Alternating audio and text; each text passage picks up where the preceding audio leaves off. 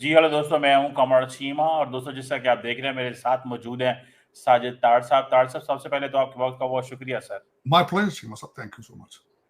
ताड़ साहब, काफी इंपॉर्टेंट टॉपिक है। एक तो प्राइम मिनिस्टर मोदी जो है, उनको G7 का इनविटेशन मिल गया है। पहले इंडियन मीडिया ही कह रहा था कि नहीं मिला, और अब कनाडा के अंदर ये बात की जा रही है। ऑपोजिशन और गवर्नमेंट दोनों कहते हैं कि इंडिया बड़ी इकोनॉमी है, इनविटेशन देना चाहिए। दूसरी बात ताड़ साहब, अमेरिका के अंदर इस वक्त बड़े बुरे हालात हैं ताड़ साहब। लॉस एंजलिस में सुना है कि वहां पे भी डोनाल्ड ट्रंप साहब फौज भेजने की बात कर रहे हैं, नेशनल गार्ड भेजने की बात कर रहे हैं। तीसरा, ताड़ साहब, पाकिस्तान के बिलावल भुट्टो जरदारी लंदन में है, और आज उन्होंने कहा है कि अमेरिका ने हमें कमिटमेंट दी है कि अगर तुम सीज फायर करोगे तो भारत और पाकिस्तान की हम टॉक्स करवाएंगे। ताड़ साहब, टेस्ला वालों की और आपके सदर की भी जो है वो लड़ाई शुरू हो गई है। कैसे देखते हैं ताड़ साहब, ये कुछ इंपॉर्टेंट डेवलपमेंट्स हैं? चीमा साहब, इतनी खबरें, इतनी हलचल, इतना सारा ड्रामा है।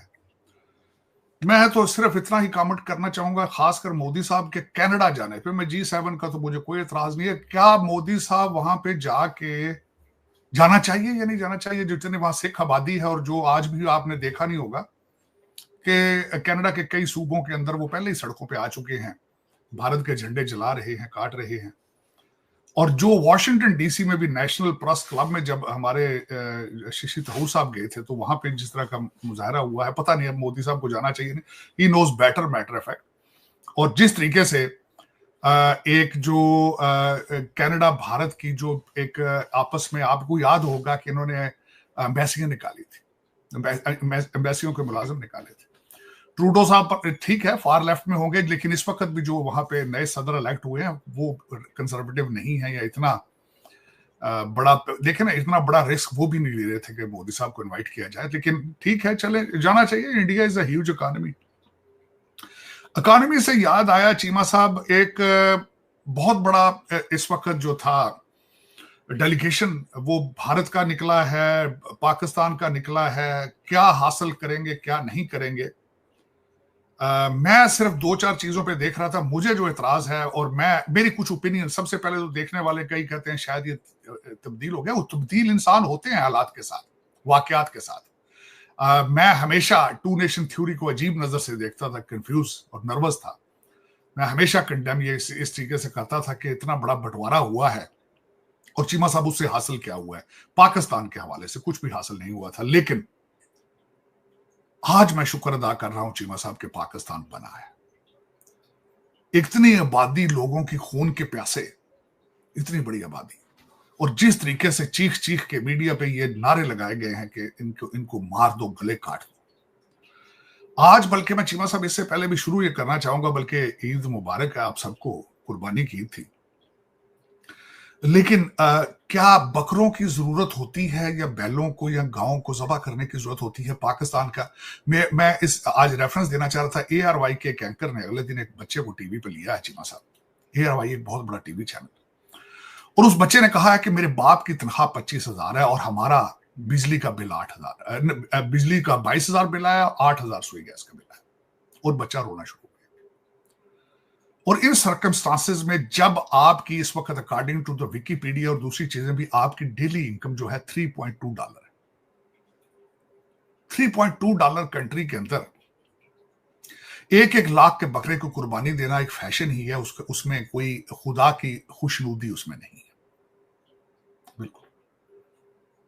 और उसके बाद चीमा साहब, दूसरी साइड पे मैं देखता हूं तो धारवी मुंबई का एक शहर है, उसके ऊपर देख रहा था कि वहां पे गुर्बत की क्या हालत है। क्रिश्चियन साइंस मॉनिटर ने लिखा है कि कलकत्ता की 70% पॉपुलेशन बिलो पॉवर्टी लाइन है।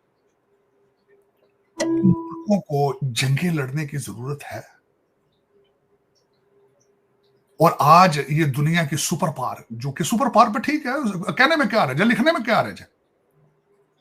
मुंबई में आज की डेट में वहां पे रेलवे, उनकी ट्रेन थी GRP, वो निकली है, और उसमें से ओवरलोड छत पे और लटके पायदानों पे जो लोग थे चीमा साहब, 12 लोग गिरे हैं चीमा साहब, 5 मारे जा चुके।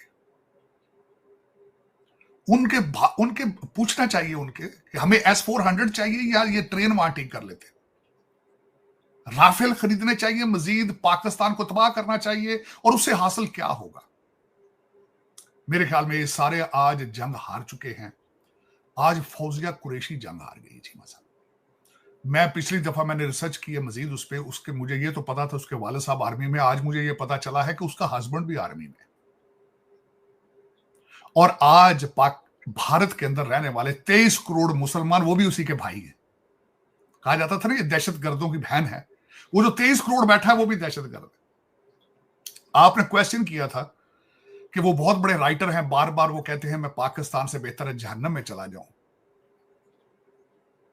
मेरी इतला के आप जहन्नम में ही है, आपको ज्यादा दूर जाने की जरूरत नहीं है, जहां आपको सारा दिन बताना पड़े कि मैं I am loyal to Bharat. आप सारा दिन सरेंडर करते हैं हर चौक में, तो वो भी जहन्नम से कम नहीं है। लेकिन चीमा साहब, मेरी ओपिनियन वाकई इतनी चेंज जरूर हुई है कि मैं 2 नेशन थ्योरी पे आज बिलीव कर रहा हूं। उसकी वजह यह है कि मेरे बड़े करीबी कई दोस्त, बड़े करीबी दोस्त, उन्हें भी मेरी सोचों पे शुबा हो गया था कि यार he is not, may be he is Pakistani. उन्हें भी शुबा हो गया था, मुझे अफसोस हुआ इस बात पर चीमा साहब।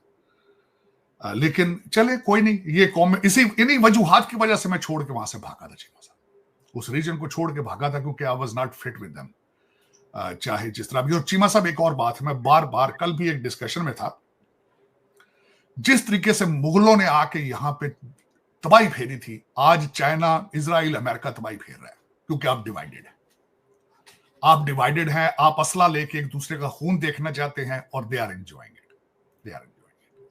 कोई F-35 बेच रहा है, कोई J-35 बेच रहा है, कोई S-400 बेच रहा है, कोई दूसरे ड्रोन बेच रहा है। और क्या है, उसी तरीके से जिस तरीके से चंद मुट्ठी भर ब्रिटिश 100 साल ठोक कर गए हैं महाभारत पे, और इसी तरह, बल्कि चीमा साहब मैं हिस्ट्री में बार बार पढ़ता हूं, लड़ाइयां यहां होती रही, मुगलों के आपस में एक दूसरे के साथ लड़ते रहे।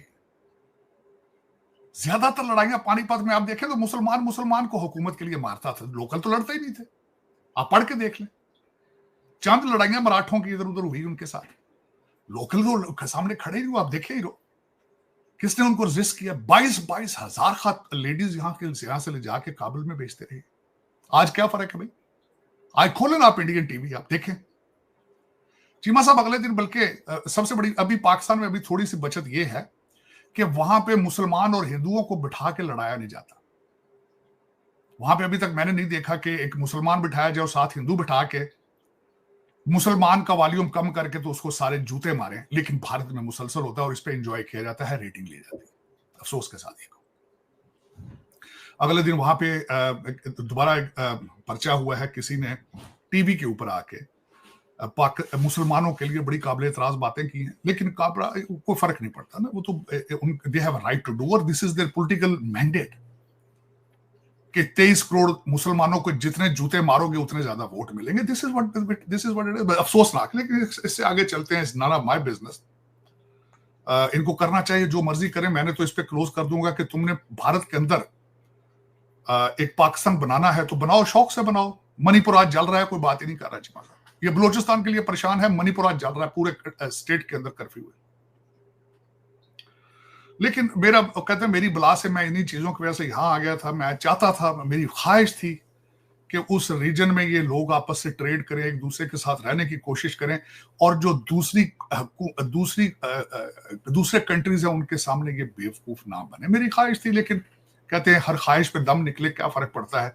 मेरी ओपिनियन है कि मैं किसी से ना नफरत रिलीजियस बेसिस पे नहीं कर सकता। मैं आज भी इस चीज पे कायम हूं कि हम सारे के सारे सनातन धर्म से निकले वहां जो रहते हैं।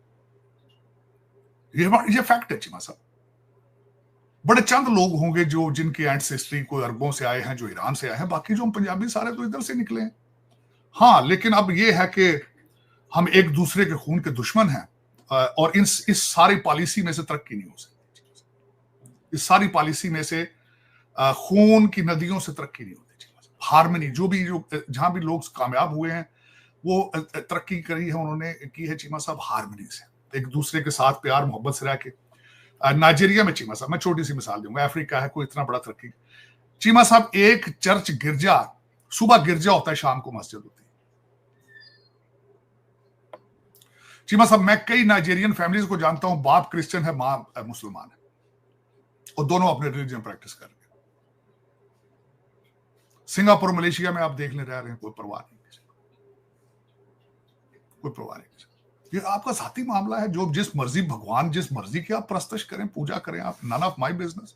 हाँ, ये जरूर है कि मेरे नाम की वजह से आप मेरा खून देखना चाहते हैं, this is wrong. This is मेरी आइडियालो, मेरी रिलीजन की वजह से आप चाहते हैं कि चीर फाड़ के इसको रख दिया जाए, then you need to see a doctor. मैं आप इन चीजों से इज्तनाब करता हूं, क्योंकि मैं I am very disappointed and heart broken my self Cheema साहब। इसका कोई इलाज नहीं है। मैं बल्कि बार बार आज भी मैं इस चीज में बिलीव करता हूं, कोई भी दुनिया का मजहब अगर आपको नफरत सिखा रहा है और ये सिखा रहा है कि दूसरे इंसान का गला काटो और भगवान या वाहिगुरु खुदा अल्लाह को आप खुश कर लोगे, it is not possible. This not, then you need something is wrong with your religion then. लेकिन चीमा साहब चलें, इससे आगे चलते हैं। चीमा साहब, दुनिया में बड़ी चेंजेस आ रही हैं। सबसे बड़ी चेंज तो चीमा साहब मुसलसल ये आई है कि जब से हमने आखिरी अपना ब्लॉग किया है, उसके बाद प्रेसिडेंट ट्रंप साहब ने पुतिन साहब से बातें की हैं, और उन्होंने सबसे दूसरी बात, उन्होंने प्रेसिडेंट शी से बातें की। एक के साथ उन्होंने 1.25 घंटा बात की है पुतिन के साथ, और प्रेसिडेंट शी के साथ उन्होंने 1.5 घंटा बात की है चीमा साहब। अब उसके बाद 2-4 चीजें भारत के हवाले से सामने आ रही हैं, फिर मेरे सामने वो भारत का जिक्र आ जाएगा। उसकी वजह ये है कि ऑटो इंडस्ट्री के लिए जो उन्होंने रेयर अर्थ मिनरल का इशू बन चुका था अमेरिका के अंदर, वो उन्होंने सॉल्व करके तो चाइना ने टेम्परेरी उसकी सप्लाई जो है शुरू कर दी है, लेकिन भारत की बंद कर दी है चाइना ने। एक तो उसमें से ये चीज निकली। दूसरी बात जो पुतिन साहब के से निकली है, उसके बारे में डोनाल्ड ट्रंप साहब ने स्पीच दी थी कि हॉकी का जब मैच हो रहा होता है तो रेफरी तब आता है जब दोनों मार मार के थक जाते हैं। उसका इशारा ये था कि जो यूक्रेन ने करना है वो भी कर ले, और जो रशिया ने करना है वो भी कर ले। और उसके बाद जो एक सबसे ज्यादा गर्म चीज इसमें से निकली थी, यूके के अंदर जो रशियन एम्बेसडर है, उसने स्काई टीवी के ऊपर बड़ा कंट्रोवर्शियल इंटरव्यू दिया था। उसने कहा था कि वो जो ड्रोन अटैक हुआ है रशिया के अंदर चीमा साहब, उसके पीछे यूके शामिल है। अब उनकी इस स्टेटमेंट से मुझे फर्स्ट वर्ल्ड वॉर और सेकंड वर्ल्ड वॉर बड़ी याद आ गई चीमा साहब। उसमें भी फ्रीक ज्यादा कौन थे आपको पता है, लंदन के ऊपर जर्मन भी चढ़ गए थे, और रशिया भी कई दफा उनके साथ आमने सामने आया चीमा साहब। लेकिन उसमें मैं ये जरूर बताना चाहूंगा कि दुनिया साइंस तरक्की कर चुकी है। जिन्होंने अटैक किया था चीमा साहब, वो यूक्रेनियन था बैकग्राउंड का बंदा, लेकिन रशियन सिटीजन था। और वो जो उसके ड्राइवर अटैक करके गाड़ियां छोड़ के भागे थे, उसमें से कुछ लोगों को काजाकिस्तान से उन्होंने वहां पे रशियन इंटेलिजेंस ने उठा लिया। लेकिन इस साइंटिफिक दौर में जिन लोगों ने पहलगाम के अंदर हमला किया था, वो किधर चले गए? ये एक बहुत बड़ा सवालिया निशान है, बहुत बड़ा सवालिया निशान। हमारा भारतीय डेलीगेशन जहां भी जाता है, लोग सबसे पहले ये क्वेश्चन करते हैं कि आपके पास प्रूफ कहां है? आप सामने रखें कि this is what it is. आप सॉलिड प्रूफ होने के बगैर दुनिया की एटमी जंग शुरू करना चाहते हैं। बिलावल भुट्टो साहब, देखिए चीमा साहब, मैं इसमें बिल्कुल ये नहीं कहूंगा कि कौन सा डेलीगेशन कामयाब हुआ है और कौन सा फेल हुआ है। मैं कौन होता हूं इन चीजों को जज करने वाला। लेकिन 3-4 चीजें जो बिलावल भुट्टो साहब ने इस दफा अपने अमेरिकन दौरे में जो की हैं, which make sense, common sense की जरूरत है देखने के लिए। एक तो बार बार वो ये कहते रहे हैं कि I came to this country for peace. हम डायलॉग करना चाहते हैं, हम टेबल पे बैठना चाहते हैं, हमें टेबल पर बिठाएं आप। एक तो ये बार बार वो कहते रहे हम इनके पास प्रूफ नहीं है किसी चीज का। अब इन सर्कमस्टांसेस में आप ये बताएं कि फिर आप खुद फैसला कर लेंगे कौन सा डेलीगेशन सक्सेसफुल होगा। एक फ्रीक जो बार बार ये कहता हो कि हम आपके साथ मिलकर काम करना चाहते हैं, हमारे साथ डायलॉग करें और वी वांट पीस, और दूसरा कहता हो कि इनके टुकड़े 6 करके इनकी लाशें जो है वो दरख्तों पे लटका देंगे। चीमा साहब, फिर किस तरह होगा ये सारा कुछ? आप फिर खुद दुनिया किसके साथ जाएगी, किसके साथ जाना चाहिए उनको? चलें चीमा साहब, लेकिन ये बिलावल भुट्टो साहब ने किया। उससे आगे जो हम चलते हैं, अगली बात की है डोनाल्ड ट्रंप साहब के साथ हमारे अमेरिका के अंदर इलान मस्क का जो ड्रामा शुरू हुआ है, उसने एक नया जो है सांप वो पिटारी से बाहर निकाल दिया चीमा साहब। उसके ऊपर जो पिछले ट्वीट होते रहे हैं या बातें होती रही हैं, डोनाल्ड ट्रंप साहब ट्वीट अपना करते हैं ट्रुथ अपने जो उनका सोशल मीडिया आउटलेट है ट्रुथ सोशल, उसके ऊपर तो वो उन्होंने सबसे पहले जो एलिगेशन लगाया, उन्होंने कहा कि मुझे ये नासा में अपना बंदा अपॉइंट करना चाहता था, मेरा वहां से डिसएग्रीमेंट शुरू हुआ इसके साथ। फिर उन्होंने दूसरा एलिगेशन लगाया कि बिलियंस ऑफ डॉलर्स के जो सब्सिडी हम देते थे इलेक्ट्रिक गाड़ियों के, मेरे इलेक्शन के मैंडेट का हिस्सा था, इसको एक एक चीज का पता था। यहां आपको ये चीज जरूर बताना चाहूंगा चीमा साहब, इलान मस्क के हवाले से, कि उनको एडीएचडी उनको बीमारी है, और उन्होंने खुद एडमिट किया है कि वो कुछ ड्रग्स भी इस्तेमाल करते हैं। उन्होंने ड्रग्स लेके मेरे ख्याल में ट्वीट किए हैं। सुबह उन्होंने सुलह करने की कोशिश की और डोनाल्ड ट्रंप साहब ने उनको कहा कि आई वोंट टॉक, बल्कि उन्होंने अगले लेवल पे ले जा चुके हैं चीमा साहब। उसके रिटेलिएशन में स्टीव बैनन ने कहा था कि इसके स्टार लिंक को सब्सिडाइज कर लें, इससे ले लें और इसको डिपोर्ट करें, इसकी अपनी खुद इमिग्रेशन के अंदर डूबियस चीजें मौजूद है। उसके बाद ये डरे हैं। साथ रशिया ने सिग्नल दिया हम इनको पॉलिटिकल असाइलम दे देंगे। लेकिन चीमा साहब उसके बाद वो बात करना चाहते हैं। मैं पर्सनली सारी जिंदगी का तजर्बा बताना चाहता हूं चीमा साहब। हमेशा लोग गेम में वही जीतते हैं जो कंप्रोमाइज करते हैं, कुछ देते हैं, लेते हैं, मिडिल ग्राउंड पर रहते हैं। गुस्सा, aggression, you will always lose the game, guaranteed, guaranteed. मेरी सारी जिंदगी का तजर्बा। और इलान मस्क इसमें उनकी खुद अगर देखें तो उनके बेभा बच्चे हैं, 11-12 बच्चे हैं, शादी किसी से नहीं है। बल्कि एक और चीज ऐड करना चाहूंगा, अभी रिसेंटली उनके जो वालिद साहब हैं, he was on the trip to India, और जब उनके ट्रिप में बारे में पढ़ रहा था, मेरे लिए हैरानकुन बात यह थी कि उन्होंने उनके 2 बच्चे अपनी स्टेप डॉटर में से, इलान मस्क साहब के वालिद साहब अपनी स्टेप डॉटर से 2 बच्चे वो भी पैदा कर चुके हैं। तो उसमें चीमा साहब ये सारी सूरत हाल थी। लेकिन उसमें 2 चीजें ये भी आ रही हैं कि स्टार लिंक से बहुत ज्यादा वो पैसा कमाते थे। बिलखसूस यूक्रेन की जंग तो खत्म, उसके बाद देखनी चाहिए, बल्कि अब उसकी स्टार लिंक की जरूरत भी नहीं रह चुकी थी। स्टार लिंक के पास कॉन्ट्रैक्ट था पेंटागन का कि वो यूक्रेन वार में वहां इंटेलिजेंस प्रोवाइड करते थे और लंबी चौड़े पैसे पेंटागन से लेते थे, लेकिन अब वो भी बंद हो जाएंगे। और चीमा साहब, आई एम शॉक्ड कि इलान Musk lost $34 billion in one night. एक रात में उड़ गया $34 बिलियन, शेयर नीचे जम गिरे। दूसरी 2 चीजें चीमा साहब, पाकिस्तान के हवाले से इस ईद के ऊपर एक बहुत बड़ी चीज चली है कि पाकिस्तान का एक बड़ा अजीब एटीट्यूड वाला सियासतदान जो हमेशा मुंह में सिगार रखता था और उसका कोई सर पैर ही नहीं था, हर शख्स के साथ बदतमीजी से पेश आता था, उसको लोगों ने बच्चों की तरह रोते देखा, बच्चों की तरह रोते। कि उसमें आज उसको कोई पार्टी का बंदा काल का राजी नहीं कि तुम जिंदा होकर मर चुके हो। लोगों को इससे इबरत हासिल करनी चाहिए, इबरत हासिल करनी चाहिए। एक अजीब ड्रामा देखा गया ईद के ऊपर, यह भी हुआ है। दूसरा, उससे अगली बात जो हुई है चीमा साहब, बांग्लादेश के अंदर डॉक्टर यूनुस साहब ने अगले साल अप्रैल में इलेक्शन का ऐलान कर दिया, और उसके बारे में कई लोग मायूस हैं, कई पार्टियां मायूस हैं कि 1 साल बहुत बड़ा पीरियड होता है, क्योंकि इन चीजों के अंदर तो एक दिन भी बहुत लंबा होता है। 1 साल के बाद किसने देखा है क्या होना क्या नहीं होना। लेकिन ये उस रीजन के अंदर चीजें हैं चीमा साहब। अमेरिका के अंदर हालात इस वक्त ये है, मैं बताना भूल चुका हूं चीमा साहब, लॉस एंजलिस जल रहा है, लॉस एंजलिस जल रहा है। CNN और डेमोक्रेट ये कह रहे हैं कि ये पीसफुल प्रोटेस्टर थे और उन्होंने पुलिस की अनगिनत गाड़ियां जला के राख कर दी वहां पे, पीसफुल। और according to the Democrat party, black live matter और इंतीफा के कागजों में पब्लिक प्रॉपर्टी को जलाना, डिस्ट्रॉय करना, शहरों को वो समझते हैं दिस इज पीस। मैं जिस शहर में बैठा हूं उसकी मेयर, यहां पे फ्राइडे ग्रे रॉयट शुरू हुए और इंतीफा और ब्लैक लाइव मैटर ने जब आग लगानी शुरू कर दी तो मेयर की स्टेटमेंट ये थी, लेट देम वेंट, इनको जलाने दो ताकि इनका गुस्सा ठंडा हो सके।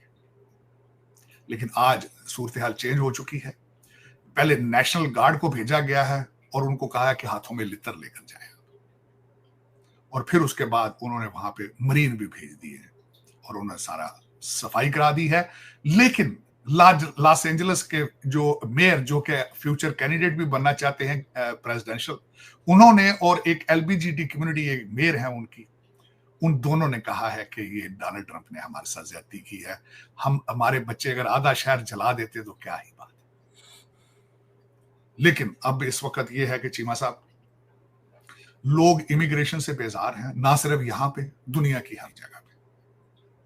यूरोप घुटनों के बल है इमिग्रेशन की वजह से। मैं खुद अभी चीमा साहब 4-5 कंट्रीज के टूर से आया हूं वापस। I was in England for a wedding, उसके बाद I went to Holland and I drove from Holland to France myself. और मुझे देखने का मौका मिला है कि इमिग्रेशन ने, खासकर डेवलपिंग कंट्रीज से इमिग्रेशन ने इन मुल्कों में क्या दिया है, स्वाय डिस्ट्रक्शन, बर्बादी, तबाही है, कुछ भी नहीं दिया, कुछ भी नहीं दिया। अब्यूज करते हैं चीमा साहब, मुसलसल अब्यूज करते हैं हर चीज को। उनके वेलफेयर सिस्टम को अब्यूज किया जाता है, ट्रेनों को अब्यूज करना, हर जगह पे गंदगी, हर जगह पे जाके, और जाके बजाय खुद इंटीग्रेट करें उनके सिस्टम के साथ, इनकी ख्वाहिश होती है कि ये हमारे साथ इंटीग्रेट कर जाएंगे।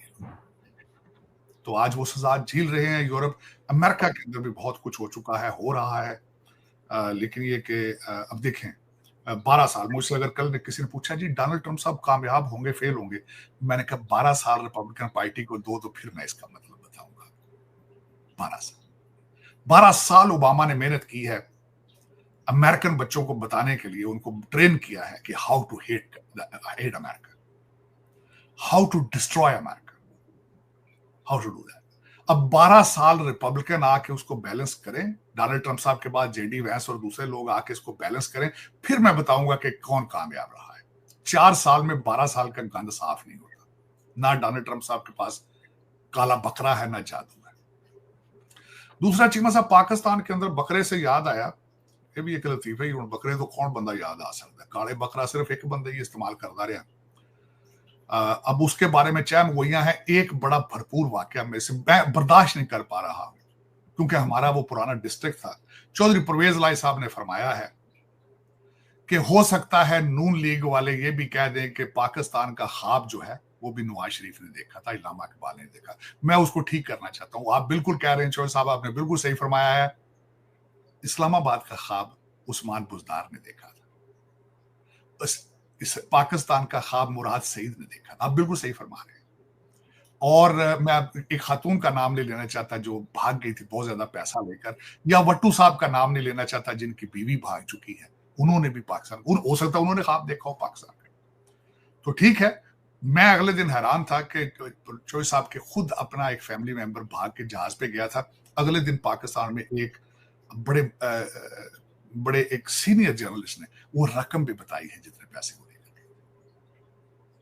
बल्कि मैं नाजेबा बातें नहीं करना चाहता, उन्होंने उनकी फैमिली के जो उनकी दूसरी शादी है उसके बारे में भी जो उन्होंने इंकशाफात किए हैं, उसमें पाकिस्तान के ख्वाब नजर नहीं आते। जी बुजुर्ग है, मैं क्या कहूं। लेकिन 2-4 चीजें मैं करेक्ट करना चाहता हूं। कैदी नंबर 804 को आप कायदे आज़म के साथ कंपेयर नहीं कर सकते, बिल्कुल नहीं कर सकते। और दूसरा ये है कि नौज बिल्ला, वो तो बहुत अगले लेवल पे ले जा चुके हैं उसको, क्योंकि this is a religious cult, this is not a political party anymore. I don't recognise them, क्योंकि वो पॉलिटिक्स में हिस्सा नहीं लेना चाहते। वो कहते हैं हमारे मर्जी के जज हो, मर्जी का जर्नैल हो, ते गड़ियां चला जा यार, फिर रिमोट हो हाथ जो बे तो बनी गाला तो बैक है तो ऑपरेट करे। तो चीमा साहब उसमें ये, this is not the politics, this is not a democracy, you can call that dictatorship. तो ये है इसकी स्टोरी चीमा साहब। अब देखें कि इस रीजन में आगे कौन जा रहा है, आगे कौन बढ़ रहा है। इस वक्त अगर देखा जाए पाकिस्तान के हवाले से, तो 2-4 चीजें पाकिस्तान की फेवर में जा रही हैं। वो भी मेरा ख्याल है क्योंकि जो ये इसके बाद हुआ है, इसमें जो चाइना की जीत हुई है और पाकिस्तान ने जिस तरह इसमें किया है, उसमें एक बड़ी सबसे बड़ी बात मेरे लिए सिग्निफिकेंट थी कि शहबाज शरीफ साहब की गाड़ी का MBS को चलाकर लेके जाना सऊदी अरेबिया में, दैट वाज अमेजिंग। और दूसरा ये था कि चाइना का इस अब लेटेस्ट दूसरे मजीद तैयारे देना, वो भी फ्री देना। और उसके बाद इस जब से हमने बात नहीं की चीमा साहब, अगले दिन जब German chancellor was in the white house, जिसमें वो डोनाल्ड ट्रंप साहब के ग्रैंडफादर का बर्थ सर्टिफिकेट भी लेकर आया, वहां पे फिर डोनाल्ड ट्रंप साहब ने पाकिस्तान की बात कर। मैं जहां तक सोच रहा था कि he is playing with it, उसने छेड़ बना ली। उन्होंने एंड पे ये भी कहा, maybe some people don't like it when I said that, क्योंकि उन्हें पता है कि some people don't like it. तो वो बार बार कह रहे हैं चीमा साहब, मेरे ख्याल में अब बहुत ज्यादा दफा वो इस चीज का जिक्र हो चुका है, लेकिन दूसरी तरफ से मुसलसल ये थर्ड पार्टी और there was no third party.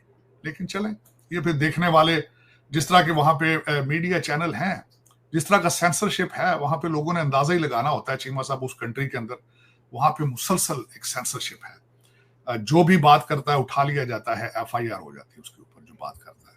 आपने देखा ही होगा थप्पड़ साहब, ठापर साहब जो है, उनका केस, मैं थप्पड़ साहब कह रहा हूँ, ठापर साहब, ठापर साहब को जिस तरीके से FIR के थप्पड़ पड़े हैं चीमा साहब आपके सामने हैं, कि जो भी बात उनकी मर्जी के खिलाफ करे नरेटिव के, वो। बल्कि चीमा साहब, मैं इस दफा फ्रांस गया तो वहां पे उनका जो सबसे पुराना महल है, मुझे वहां पे इनके जाने का इत्तेफाक हुआ। मैंने उसको पहले गया तो मैं इतनी डिटेल में, इस दफा मैंने एक टूर लिया वहां पे, और जिस तरीके से लुई ने, जो लुई तो बहुत ज्यादा थे, उनमें से एक लुई थे जो लेजिटमेट नहीं थे, वो उन्होंने बहुत ज्यादा पैसा लगाया, रिलीजन को इन्वॉल्व किया, बहुत ज्यादा पैसा उन्होंने रिलीजन पे लगाया, और उन्होंने दुनिया को बावर कराने की कोशिश की कि मुझे खुदा ने बनाया है आपका जो है इंचार्ज। आज भी देख लें चीमा साहब, आज भी देख लें, इंसान तरक्की नहीं कर पाया ज़हनी तौर पे, अभी तक वहीं का वहीं खड़ा है लुई के दौर में। आज भी जो उस कुर्सी पे बैठता है वो समझता है कि I am invincible, I am untouchable, I have become God now matter. तो देखें, मैं उस टूर के बाद, वर्साई के टूर के बाद, चीमा साहब, आई कंक्लूडेड इट कि human mind hasn't grown yet. इलान Musk की चीजें देखता हूं, ये रिसेंटली टीवी के हादसा देखे हैं, खून तबाहियां जो एक दूसरे की ख्वाहिश है। इलान मस्क ईगो की मार खा गया चीमा साहब, और कई इस तरह के लोग होते हैं जो अकल से काम नहीं लेते। लेकिन मैं जब वो 16वीं सदी 15वीं सदी के नाम देखता रहा हूं, नेपोलियन की, जोसेफिन की जब स्टोरियां मैंने वहां जाके फिर दोबारा पढ़ी हैं, तो मुझे और आज के दौर में कोई फर्क नजर नहीं आया। मुझे आज के दौर में कोई फर्क नजर नहीं आया जब बाबर 10,000 फौजियों को लेकर आया था, खोते आते कोट के वो अकल लग गया से। आज भी कोई फर्क नजर नहीं। आज भी आप यही चाहते हैं कि फॉरेन इन्वेडर आए, फॉरेन हमें आके मिसाइल बेचें, हमें त्यारे बेचें और हमारे ऊपर हुकूमत करें। हम कभी भी उमरकोट, टांडो, मोहम्मद खान और जो डिप्रेस कंट्रीज है, 1200 चीमा साहब, इस वक्त दूसरा देख रहा था, मुझे किसी ने कहा पाकिस्तान के अंदर इस वक्त डेली अलाउंस जो है 1200 रुपया मजदूर की मजदूरी, 1200 रुपये। 1200 रुपए को 30 से ज़रब दे लें चीमा साहब, इस कंट्री को जरूरत है कि देखा जाए कि हम कहाँ जा रहे हैं, हम कहाँ। लेकिन चलो, मेरी तो मायूसी मजीद बढ़ गई है। जिन मायूसियों के खिलाफ मैं हमेशा बोलता था कि नहीं, रॉन्ग, अमन होना चाहिए, प्यार होना चाहिए, लेकिन मेरे ख्याल में आई वाज कंप्लीटली रॉन्ग। ये एक दीवाने का ख्वाब है, इससे कुछ, इससे आगे नहीं है। जो ह्यूमन जिबिल्लत है, जिस तरह गारों में चीमा साहब होता था कि फूड के लिए बंदा मार दिया जाता था, किसी औरत लड़की के लिए बंदे मार दिए जाते थे, लड़का अपने बाप की आंखें निकाल देता था बादशाह के लिए, हुकूमत के लिए। आज भी इंसान वहीं का वहीं खड़ा है, आज भी वैसे का वैसे, कोई इसमें शक नहीं, कोई चेंज आई ही नहीं चीमा साहब। सेल फोन आ जाना, छोटे से छोटा सेल फोन बना लेना, अपनी एनकों के अंदर कंप्यूटर आ जाना, ये मैं तरक्की नहीं समझता जब तक ज़हनी तौर पे ग्रोथ ना हो। जब आपके अंदर प्यार या हार्मनी, एक दूसरे की बात बर्दाश्त करने का मादा नहीं है, तो आप फिर क्या है? आप क्या है? मेरी नजर जीरो, वॉकिंग डेड बॉडीज, एक दूसरे का खून, एक दूसरे के साथ तशद्दुद, दुख दर्द। मैं कल किसी के पास बैठा था एक जगह पे, मुख्तलिफ मजहब के लोग से, मैंने कहा हमारा एक चीज कॉमन है कि हम एक दूसरे को अपना दुख दर्द बता सकते हैं। और मेरे जैसा बंदा, मुझे, मैं कहा कोई भी इस ग्रुप में से बताए मेरे कमर में दर्द है, मैं फौरन उठ के जाकर उसकी टांगे दबाना शुरू कर दूंगा कि उसका दर्द कम हो। लेकिन अगर मैं उसको ना समझूं तो व्हाट कैन आई ह्यूमन? फिर आप जो भी हो, आप पादरी हो, आप मंदिर के पुजारी हो, आप मौलवी हो, आप जो कुछ भी हो, आप क्या है? कुछ भी नहीं, मेरी नजर में जीरो। आप जो कुछ भी, कुछ नथिंग। क्या सुना था पहले कि बच्चियां चीमा साहब दफना देते थे जिंदा। आज भी मुंडिया के शौक ने बाबे मुंडे ही दे रहे, कुड़ियां तो नहीं दे रहे। दसो ना, साढ़े पंजाब दे विच वेखो ना कुड़ियां अबॉर्शन करा देते पता चल, एक बच्ची पैदा होने के बाद दबा देना या उसको पेट में ही मार देना, चीमा साहब कितना फर्क है उसमें, कोई फर्क। और वो मुंडे क्या है, क्या मुंडे होते हैं इतने अमरीका। मुझे कल शाम को एक जगह में आई वाज इनवाइटेड, एक जेंटलमैन ने बड़ी अच्छी बात की, उन्हें कहा जी असी सानू अगे शौक होता सी कि कुड़ी मेरा कहना मेरा मुंडा जवान है, मेरी बीवी कहती है कुड़ी जड़ी जट्टी होवे, कद लंबा होवे, ये लुधियाने दी होवे, ये पटियाले दी होवे। उन्होंने मैं क्या मेरी तो शरत है दुआ कर कुड़ी होवे, जे मुंडा लै गया गया फिर की करेंगे। इन तरक्की तुसीं कहंदे हो चीमा, ये इस फील्ड च तरक्की कीती वैसे बहुत ज्यादा।